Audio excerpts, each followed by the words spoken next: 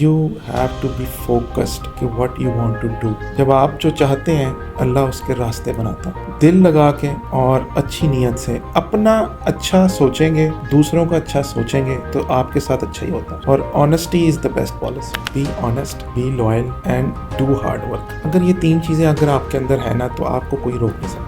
दुनिया is open for you, sky is the limit. You have to be focused, you have to be self oriented, you have to create opportunities. Because दुनिया में सब कुछ है लेकिन उसको explore करना पड़ता है। मैं तो अपने स्टूडेंट्स को ये कहता हूँ, यार ये हमारे पास अगर ये चीज़ें होती ना, अब जो आपके पास है तो आप तो पता नहीं क्यों नहीं कर रहे, ये क्या वजह है। But social media is connecting the whole world.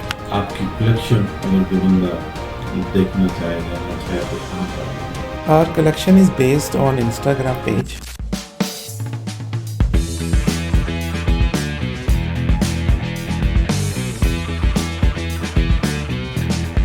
अभी आप पाकिस्तान में कुछ ऐसा कर रहे हैं जो इन कमिंग ईयर्स में या कमिंग मंथ्स में? देखिए अभी हमारे 2-3 प्रोजेक्ट्स प्लान में हैं। एजुकेशन सेक्टर के साथ तो मैं कर ही रहा हूँ परमानेंटली, उनके साथ भी कुछ चीज़ें हो रही जिसमें हम कोलैबोरेशंस पे बात कर रहे हैं।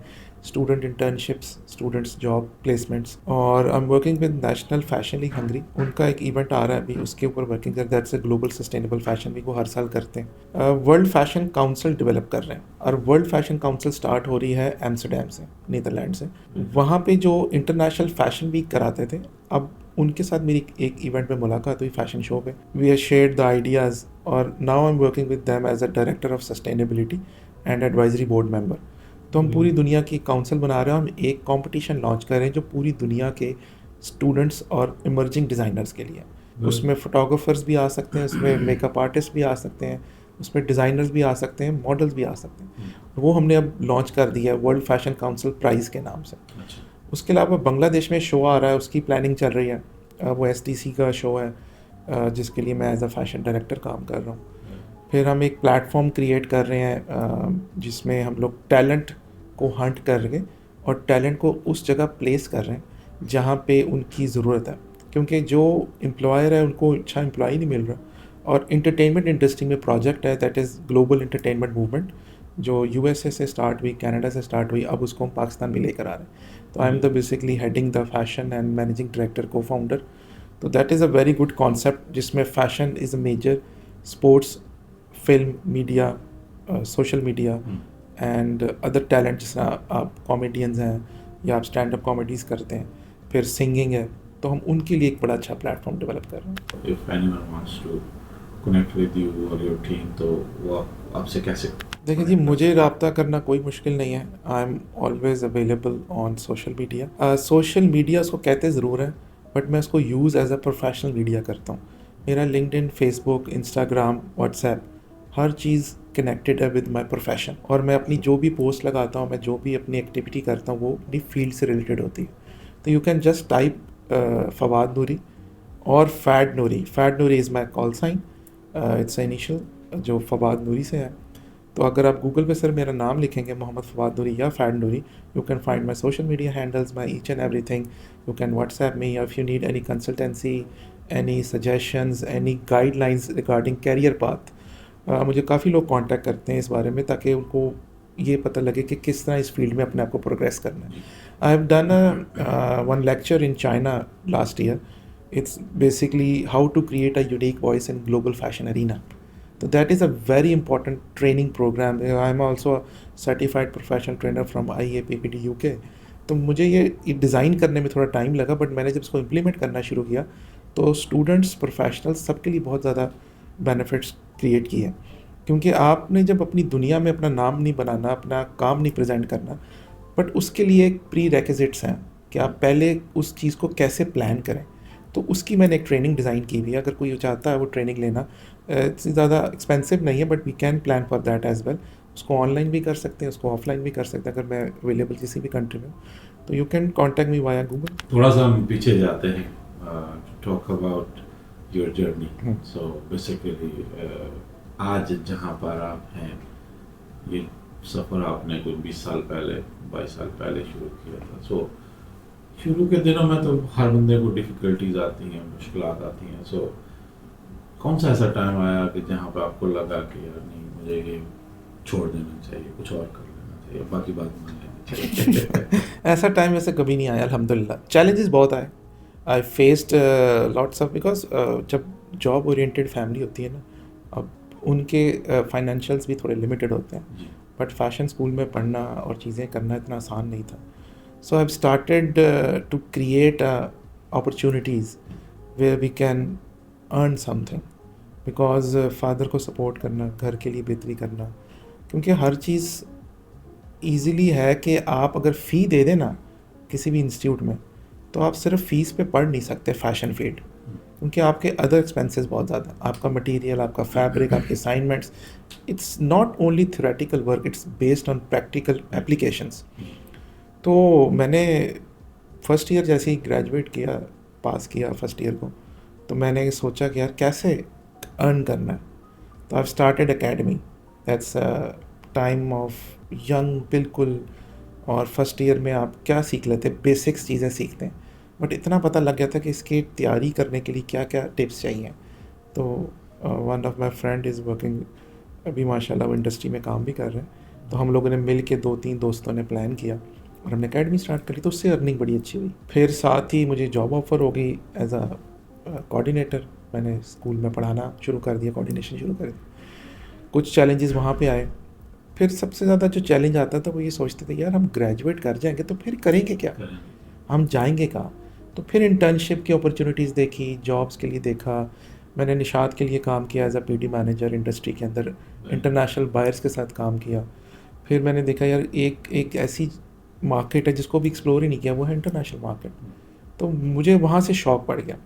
फिर मैंने श्रीलंका ट्रैवल किया, श्रीलंका से फिर मैंने यूके ट्रैवल किया, फिर मैंने यूरोप ट्रैवल किया, फिर कोरिया, ताइवान, चाइना, इंडिया, पता नहीं कहाँ कहाँ ट्रैवल किया, और वो चीज़ें बढ़ती गई और शौक़ बढ़ता गया। और ये जो पैशन है ना, मुझे लगता है इस फील्ड में आने वाले के लिए सबसे पहले पैशन और करेज होनी चाहिए। अदरवाइज़ आप सब चैलेंजेस को पास कर लेते हैं अगर आपके पास पैशन है और आपके पास करेज है। तो बहुत मुश्किल आई, बड़ी बड़ी ज़्यादा आई, लेकिन मुझे लगता है कि वो चैलेंजिंग रहा और उसने मुझे एक नई डायरेक्शन दी और मुझे वो अपॉर्चुनिटीज़ दी शायद वो शायद बाकी लोगों को नहीं मिल सकी। तो I am feeling myself as a lucky. मेरे पेरेंट्स की दुआएं हैं, मेरी मदर को अल्लाह जन्नत नसीब करे, उनकी बहुत इसमें एफर्ट रही है। तो thanks for the my friends and family and every one who supported me every time, मेरे मेंटोर्स, मेरे एम्प्लॉयर सारे, बस द होल स्टोरी। अभी आपको अगर कोई जो इमर्जिंग डिज़ाइनर्स हैं या जो इस इंडस्ट्री में आना चाह रहे हैं या already they are in struggling stage, उनको क्या आप एडवाइस करेंगे? तो मेरी एक एडवाइस होगी सिर्फ, be honest, be loyal and do hard work. अगर ये 3 चीज़ें अगर आपके अंदर है ना, तो आपको कोई रोक नहीं सकता। दुनिया is open for you, sky is the limit. You have to be focused, you have to be self oriented, you have to create opportunities, because दुनिया में सब कुछ है लेकिन उसको एक्सप्लोर करना पड़ता है। इब्राहिम लिंकन का एक बहुत बड़ा कोट है कि if you want to predict the future, so it's to create it. आप प्रिडिक्ट नहीं कर सकते बट क्रिएट कर सकते हैं अपना फ्यूचर, बट वो आपकी हार्ड वर्किंग, आपकी एक्सपीरियंसेस, आपके नॉलेज और आपकी ऑनेस्टी है। और honesty is the best policy. As a Muslim I think कि अगर आप मुसलमान हैं तो यू आर लकी, और you have to follow the rules and obey our prophet Mohammad सल्लल्लाहु अलैहि वसल्लम। कुरान हमारे पास है, हदीस हमारे पास है, तो आप उस लिहाज से अगर चीज़ों को मैनेज करेंगे और अगर आपकी इंटेंशंस अच्छी हैं तो अल्लाह खुद रास्ते बनाता है। बेशक, नो डाउट अबाउट इट कि हमारे इंसान का मेरे हिसाब से तो एक तो कॉन्फिडेंस होना चाहिए बंदे के अंदर, बिल्कुल, अगर उसे भागना है तो, ज़िंदगी में आगे बढ़ना है तो। दूसरा ये है कि आप अपने जो है नीयत साफ रखें और मेहनत करें। So आज अगर वापस आपको जर्नी अपनी वापस स्टार्ट करनी पड़ जाए तो कौन सी ऐसी गलतियां हैं जो आप रिपीट नहीं करेंगे? आई थिंक मुझे लगता है अगर वो जर्नी दोबारा से स्टार्ट करनी तो मुझे सोशल मीडिया ने बड़ा सपोर्ट किया। अच्छा, ठीक है, और उस टाइम पे इतना सोशल मीडिया था नहीं और तुम्हें टेक्नोलॉजी थी नहीं, तो मुझे लगता है कि अगर ये चीज़ें पहले होती तो शायद मैं इससे भी बहुत आगे होता। शायद कोई और गोल्स होते और टारगेट्स होते। मुझे लगता है कि change is the only constant. Changes होती रहनी चाहिए लाइफ में, टाइम, हर टाइम को आपको एंजॉय करना चाहिए। जब आप स्टूडेंट होते हैं तो वो टाइम दोबारा नहीं आता। मेरा एक स्टूडेंट है, वो यहाँ पे बड़ी अच्छी जॉब करता है, अपैरल इंडस्ट्री के अंदर है, डिज़ाइनर भी है, मर्चेंडाइज़र भी है। कल वो हमारे साथ था तो हम अबू धाबी गए, तो उसकी मीटिंग थी तो हमने साथ साथ गपशप भी लगाई। तो मैं कहता हूँ कि जर्नी जो है ना वो चलती रहनी चाहिए, और आप जो गलतियाँ होती हैं, उन जो मुश्किलें आती हैं, ऑल डिफ़िकल्टीज़ आर चैलेंजेस, तो you can learn from this, it's a part of life. तो मुझे लगता है कि सोशल मीडिया अगर पहले होता तो शायद मैं बहुत फास्ट होता।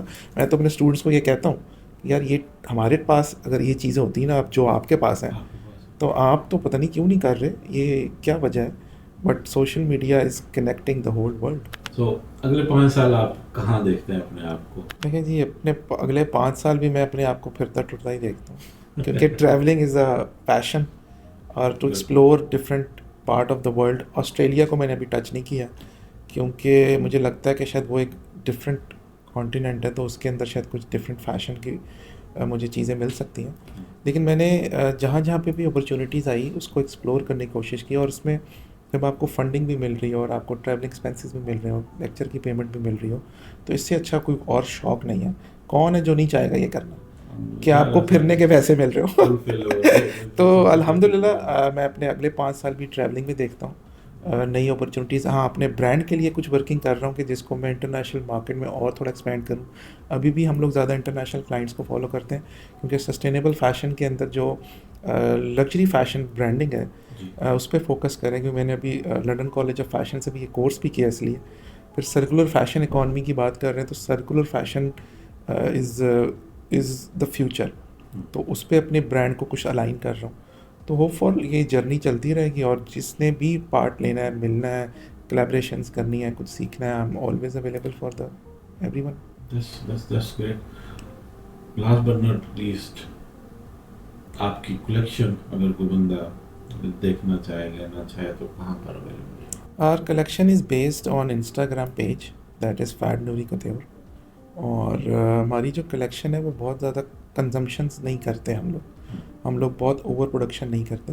वी आर वर्किंग कस्टमाइजेशन, क्योंकि we are not focusing on one category, we are focusing on bridal, couture, groom, we have a furniture line, we have a jewellery line, इसके अलावा ready to wear, luxury, pret and denim, उस पर बहुत काम किया। अभी मेरे कुछ लेदर के प्रोडक्ट्स भी आ रहे हैं, तो you can easily contact and you can customise as per your requirement and as per your budget, because we are focusing on sustainability, that's the reason behind that. कोई एक वन लाइन मर्जिंग जो designers हैं या entrepreneurs हैं जो fashion industry में, कोई एक एडवाइस जो? देखिए, मैंने बहुत सारे इंटरव्यूज़ इंटरनेशनली भी दिए हैं और मैगज़ीन में भी छपे, टीवी भी गए। मैं ऑलवेज थिंकिंग और always giving this message to my every friend, every colleague, every junior, every senior, you have to be focused कि what you want to do. जब आप जो चाहते हैं, अल्लाह उसके रास्ते बनाता है। दिल लगा के और अच्छी नीयत से अपना अच्छा सोचेंगे, दूसरों का अच्छा सोचेंगे, तो आपके साथ अच्छा ही होता है। और honesty is the best policy. एक ना एक टाइम आ जाता है, अल्लाह ताला आपको फिर बता देता है। आप जितने भी शॉर्टकट मार लें, जितनी भी जो मर्ज़ी कर लें, लेकिन आपकी पकड़ हो जाती है। तो बेहतर आप पहले ही अपनी सीधी राह पे रखें और कोशिश करें किसी का नुकसान ना करें। अपने फ़ायदे के लिए अगर आप किसी का नुकसान करते हैं, तो वो फ़ायदा थोड़ी देर के लिए होता है, वो लॉन्ग रन नहीं रहता। तो मेरी तो एडवाइस यही होती है हमेशा। हाँ भाई, के कहने का मतलब ये है कि अपनी बोटी के चक्कर में दूसरे को पकड़ा देवा। ये भी अच्छी example. Thank you so much. Welcome जी, welcome. Being here and it was really pleasure to Same see here, you same and आपसे गपशप करके बहुत अच्छा लगा, और ज़िंदगी रहेगी इंशाल्लाह। इंशाल्लाह आगे भी जो है आपके साथ अच्छी मुलाकातें रहेंगी इंशाल्लाह। Thank you so much everyone.